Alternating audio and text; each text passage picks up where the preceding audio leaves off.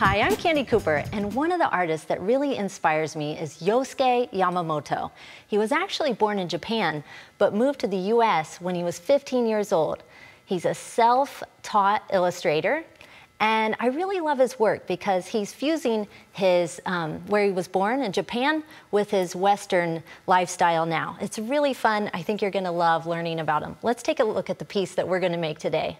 You can see I've used a lot of watercolor. We're gonna build up some layers. It's gonna be really fun. Let's take a look at what we need to make it. So you'll need some watercolor paper, oil pastels, some watercolors. You can use cakes or the tubes of it, some white gel pens, paintbrushes, a couple colored pencils, and some paper towel, and I think we're ready to get started. So the first thing you need to do before you start into your art piece is make yourself a pattern. I'm calling this the wreath shape. If we look at the journal page here, you can see there's kind of a wreath going around the girl's face. And so we need to make those patterns first. So I've got a wreath shape, and I just drew it out on scrap notebook paper, and then I cut out a separate pattern for her face. So you'll have something like this that's ready to paint. The next thing we're gonna do is I put some watercolor out on a palette here, and you're just gonna dip your paintbrush in water, and all I did was just squeezed a little bit out of the tube here. Doesn't take much, you can always add more. And if you don't use all your paint, you'll wanna leave it to dry because you can always reconstitute it with water. I'll show you that in a minute. It's a neat little trick. So I'm using cool colors, warm and green, and I do that because it's safe to mix. So that's a little dark, so I'm gonna hurry up, grab some water, and brush right over it. And you're just gonna kind of mix your greens and blues right alongside each other. And you can just kind of blend as you go. And you can see I had my pattern down, so it's safe to just paint right over it because with watercolors, you can see your pattern underneath. So you're just gonna cover that entire thing with paint like this.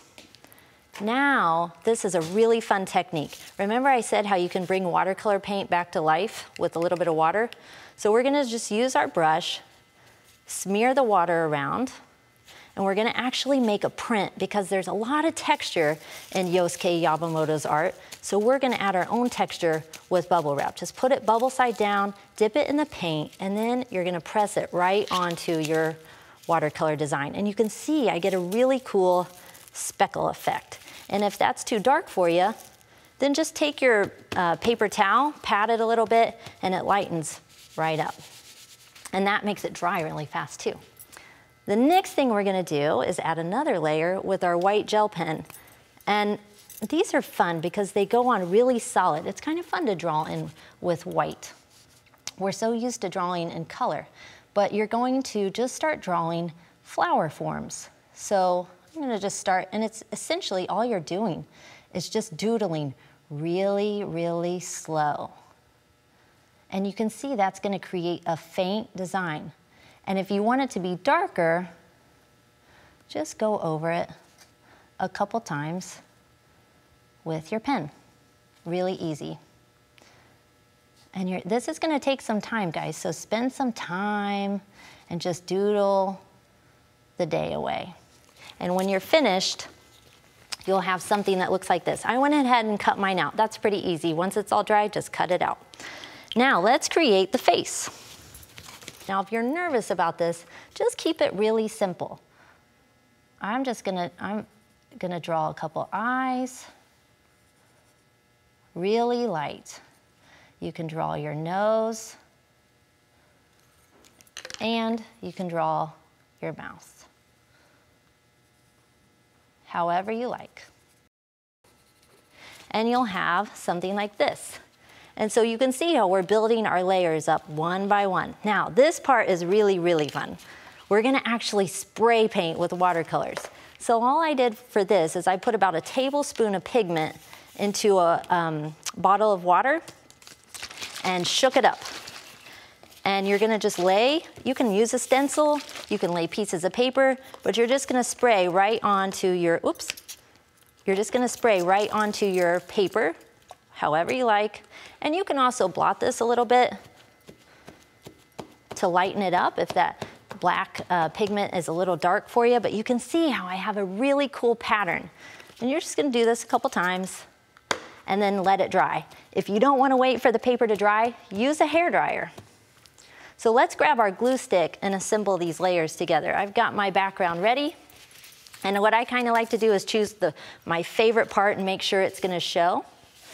And you're gonna first put a little bit of glue around the person's face. And don't worry, this will dry clear, but it's kind of neat how you can see where the glue goes.